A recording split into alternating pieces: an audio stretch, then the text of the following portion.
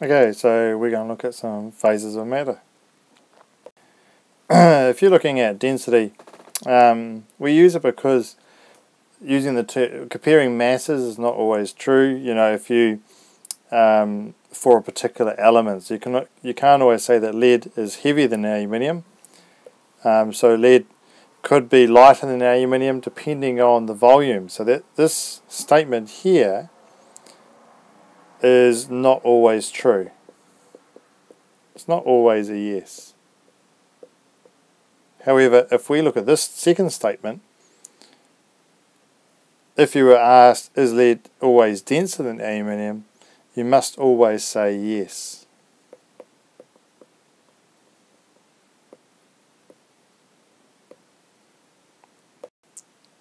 So what's the definition of density? I prefer one where you talk about it is the ratio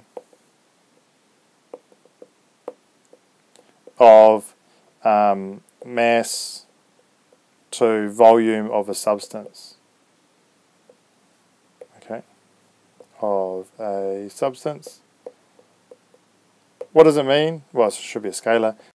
If we look at this thing here, essentially, if you have 1,000 kgs of water, it must take up the size of 1 meter cubed. So there's a ratio of 1,000 mass to 1 volume, so that's 1,000 to 1, so 1,000 kg per meter cubed. Okay. Now, say you had 500 kgs of water, the volume would be 0.5 meters cubed. If you had 6 meters cubed of water, what would the mass be? It would be 6,000 kgs. At all times, the ratio stays the same.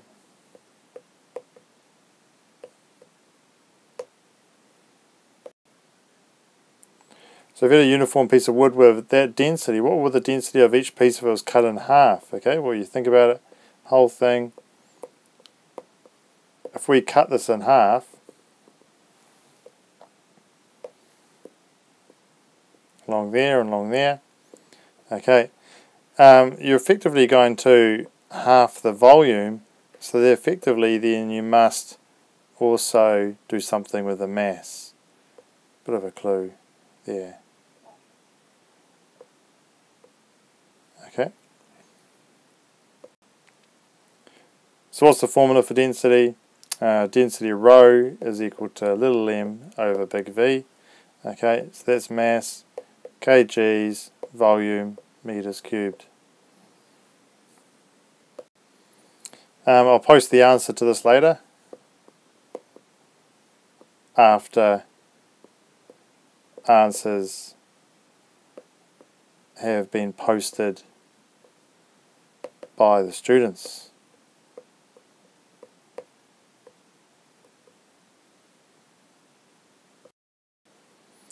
How do we derive the unit?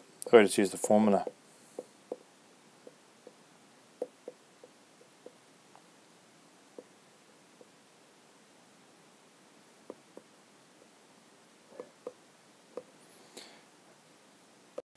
One tricky thing you have to remember for this is if you're converting from, let's say, centimeters cubed to meters cubed, you've got to remember that in 1 meter cubed, so we've got 1 meter cube here, 1, 1, 1, that if we actually did that in centimeters, it's 100 centimeters, 100 centimeters, 100 centimeters.